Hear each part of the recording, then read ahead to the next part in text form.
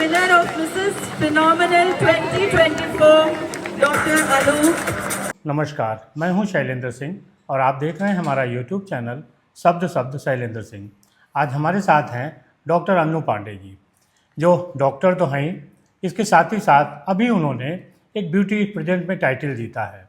क्या है उनकी डॉक्टर से लेके और यहाँ तक की जर्नी आज मुकाम पे लाई है और क्या उनके आगे का प्लान है, इस पे आज हम बात करेंगे डॉक्टर अनु पांडे के साथ। अनु जी, सबसे पहले तो आपको बहुत बहुत बधाई। Thank you so much. थोड़ा बताइए कि मिसेस फिनोमिनल 2024 का जो आपका सफ़र रहा वो कैसा रहा है? सर, जैसे लग रहा है कि अभी भी मुझे लगता है इसमें सपना देख रही हूँ। और मैंने मिसेस फिनोमिनल से पहले भी 2 पैजेंट किए थे, बट मैं विनर नहीं थी। मैं फर्स्ट सेकंड थर्ड में रही। मैंने दैनिक जागरण का मिसेस नेशनल ब्यूटी किया, उसमें मैं सेकंड रनर अप थी, और Mrs Uttar Pradesh queen of excellence किया, उसमें मैं फर्स्ट रनर अप थी। अच्छा। So the power thing is कि मिसेस फिनोमिनल में मैं विनर हूँ, सो मेरे लिए मिसेस फिनोमिनल एक ऐसी चीज होगी जो मैं पूरी लाइफ लॉन्ग कभी उस चीज को नहीं भूल पाऊंगी। तो आपका शुरू से इस तरफ रुझान था या अभी इधर जल्दी हुआ? नहीं, ये तो बचपन का ड्रीम है। बट ये था कि फादर थोड़े ऑर्थोडॉक्स से, उनका पहला फोकस ये था कि मतलब मैं ब्राह्मण फैमिली से, तो उनका पहले ये था कि नहीं, आप पहले पढ़ाई करो, और ये सब चीज़ें बहुत अच्छी नहीं मानी जाती थी। सो मैंने शादी के पहले भी Mrs Kanpur, basically I belong to Kanpur, so मैंने मिसेस कानपुर भी ट्राई किया था, उसमें भी मैं टॉप 5 में थी। उसके बाद कभी मौका नहीं मिल पाया। अच्छा। बट शादी के बाद फैमिली, मेरी mother in law, she is very supportive, और मेरे हस्बैंड की कुछ बोल ही नहीं सकती। मतलब हर कदम पे उन्होंने मेरा साथ दिया, चाहे वो मेरी एजुकेशन हो, चाहे वो मेरा पैशन हो, मेरी हॉबी हो, हर चीज़ को उन्होंने मेरे को अप फ्रंट पे रखा और हमेशा मुझे मोटिवेट किया कि अगर तुम्हें जो करना करो। और मदर इन लॉ का भी यही था। अच्छा। कि आप करो। तो इस प्रतियोगिता में जो आपको विन हुआ, क्या क्या चीज़ें मिली, कौन कौन इसके पीछे था, क्या पूरी थोड़ा यात्रा बताइए। हाँ, हमारी जो मिसेस फिनोमिनल की जो ऑर्गेनाइजर है निहारिका कपूर मैम, पहले तो मैं उनके लिए बोलना चाहूंगी कि उन्होंने एक फिनोमिनल स्टेज हमें दिया, बट वो खुद में एक बहुत बड़ी फिनोमिनल खुद है, क्योंकि हम अपने लिए सोच रहे थे कि हाँ, हमें कुछ आगे आके करना चाहिए, और निहारिका कपूर मैम जो है वो सब लेडीज के लिए सोच रही है, तो एक्चुअल में फिनोमिनल तो वही है। सो मैम ने एक बहुत अच्छा स्टेज दिया हमें, और उसमें हमारे ऑडिशंस हुए, हम लोग उसमें सेलेक्ट हुए, मैं भी उसमें सेलेक्ट हुई, और फाइनली मैं विनर हुई। हमारा पेजेंट जो फिनाले था हमारा नाइसा होटल में गोमती नगर में हुआ था, और उसमें मुझे सबसे इम्पोर्टेंट चीज़, मुझे बहुत अच्छे गिफ्ट्स मिले।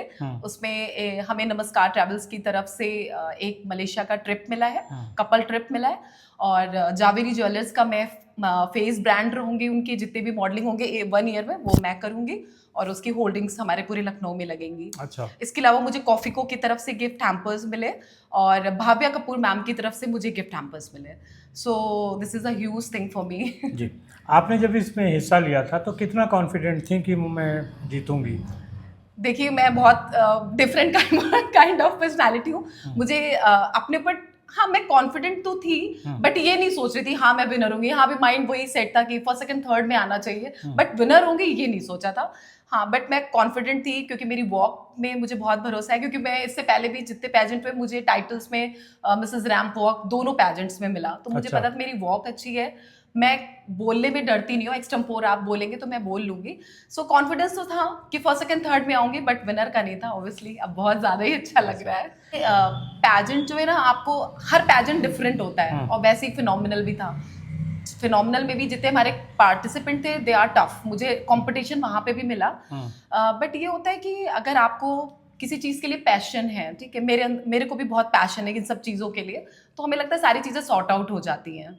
बस वही चीज़ था। चैलेंज के लिए बेसिकली मैं अपने आप को प्रिपेयर करना कि हमें कैसे वॉक करनी है, कैसे बात करनी है, यही सारी चीज़ें थी। किताब को जीतने के बाद आपकी लाइफ में चेंज क्या आया है? बहुत ज़्यादा मोटिवेशन, बहुत ज़्यादा मोटिवेट भी हो गई हूँ। एक कॉन्फिडेंस लेवल अलग है कि अब ऑफिस जो में भी, सेलिब्रिटी बन गए। हाँ, ऑब्वियसली वहाँ पे सब बुलाते हैं, सभी को पता है, क्योंकि मैं 1200 bedded TS Mishra medical college में हूँ, तो एवरीबडी नोज कि मैं इतने सारे ब्यूटी पैजेंट कर चुकी हूँ और विनर हूँ। सो सब एक अलग प्रोस्पेक्ट में देखते हैं, मेरी बात को अच्छे से सुनते भी हैं लोग। एक चीज़ और होता है, आप इतने पैजेंट्स को जीत कर आते हैं ना, तो लोग आपकी बात को सुनते भी अच्छे से हैं। सो वो सारी चीज़ें हो रही है एक फैमिली में, एक अपनी सोसाइटी में, और आसपास के जितने लोग हैं एक अलग रिकॉग्निशन तो मुझे मिल ही रहा है। और अच्छा। मेरे अंदर भी बहुत ज़्यादा कॉन्फिडेंस है इस सबको लेके। और आगे आप मिसेज इंडिया की तैयारी कर हाँ रही जी, हैं। हाँ, मिसेज इंडिया के लिए मैं जाऊंगी और बस उसके लिए अपने आप को प्रिपेयर कर रही हूँ कि तो जाऊँ। क्या क्या चीज़ें प्रिपेयर कर रही हैं?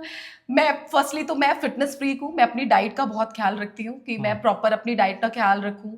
दूसरी चीज़ मैं एक्सरसाइजेस करूँ टाइमली। ये तो आपकी फैशन की दुनिया थी।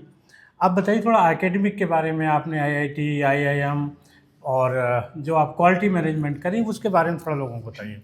सर मैं जैसा कि मैंने अभी बताया आपको कि मैं एक टीएस मिश्रा मेडिकल कॉलेज जो कि 1200 बेडेड हॉस्पिटल है और मैं वहाँ पे as a director quality services 2 साल से वर्क कर रही हूँ। इससे पहले मैं कंसल्टेंसी कंपनी में थी। सो क्वालिटी जो होता है लोग समझ नहीं पाते। बहुत से लोग पूछे what does it mean quality director, वो भी हॉस्पिटल में। सो मैं एक्सप्लेन करती भी हूँ। कुछ जो नॉन मेडिको है उनके लिए टफ होता है, जो मेडिको दे नोज कि रिकॉग्निशन जो बहुत सारी संस्थाएं जैसे कि QCI, CGHS, NABH में उनका रिकॉग्निशन दिलाती हूँ। अच्छा। हॉस्पिटल में हॉस्पिटल की क्वालिटी को कैसे मेंटेन करना चाहिए रिलेटेड विद इन्फेक्शन कंट्रोल, कि पेशेंट का आपका time turn around time, patient कितने बजे आ रहा है, कितने बजे OPD में बैठ रहा है, कितनी जल्दी डॉक्टर उसको ट्रीट कर रहे हैं। तो वो सारी चीज़ें जो हमारी क्वालिटी के अंदर आती है कि पेशेंट का वेटिंग टाइम जो है वो हम कम कर सके। Overall biomedical waste management hospital में कम हो, जैसे कि हमें हॉस्पिटल एक्वायर्ड इन्फेक्शन है वो कम से कम हो। सो ये ओवरऑल मेरा पूरा हॉस्पिटल की क्वालिटी को मेंटेन करने का काम रहता है। कुछ और हॉबीज़ हैं आपकी? हाँ, हॉबीज़ है हॉबीज़ है मेरा डांस का मैं बहुत ज़्यादा पैशनेट हूँ डांस को लेके। मैं डांस बचपन से करती आ रही हूँ, तो सबसे ज़्यादा डांस में रहता है और मुझे ट्रैवल करने का बहुत शौक है। जी। कुछ और अपने जैसी जो महिलाएं हैं और फैशन की दुनिया में नाम कमाना चाहती हैं उनके लिए कुछ कहना चाहती हैं? हाँ, यही बोलना चाहती हूँ कि देखिए मतलब कि कंफर्ट जोन से आपको बाहर आना पड़ेगा। अगर आपको कुछ भी करना है so you have to come out your comfort zone. क्योंकि हम लोग क्या करते हैं शादी के बाद वी एक्सेप्ट दैट कि अच्छा शादी हो गई, बच्चे हो गए, अच्छा एक 9 to 5 की जॉब है वही करेंगे। नहीं, अगर आपको आउट ऑफ द बॉक्स जाके कोई चीज़ करनी तो आउट ऑफ द बॉक्स जाके थिंग्स सोचना भी पड़ेगा, कंफर्ट जोन से बाहर आना पड़ेगा।